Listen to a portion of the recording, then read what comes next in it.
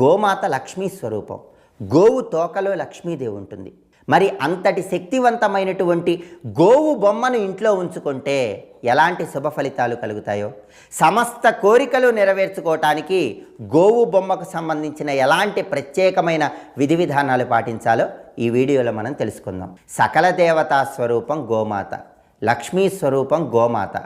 అందుకే ఎవరైనా సరే వాళ్ళ జన్మ నక్షత్రం ఉన్న రోజు కానీ, లేదా వాళ్ళ పుట్టినరోజు కానీ, లేదా పౌర్ణమి తిథి రోజు కానీ గోవు బొమ్మను తెచ్చుకొని ఇంట్లో ఉంచుకోండి. కుదిరితే జన్మ నక్షత్రం ఉన్న రోజు తెచ్చుకోండి. కుదరలేదనుకోండి, పౌర్ణమి తిథి ఉన్న రోజు కానీ, మీ పుట్టిన తేదీ వచ్చిన రోజు కానీ గోవు బొమ్మను తెచ్చి ఇంట్లో ఉంచుకోండి. మీ మనస్సులో చాలా కాలంగా ఒక కోరిక ఉంది. ఆ కోరిక నెరవేరాలంటే ఈ గోవు బొమ్మను ఉపయోగించి ప్రత్యేకమైన విధి విధానం పాటించాలి. ఆ విధి విధానం ఏంటో తెలుసా? మీ మనస్సులో ఏ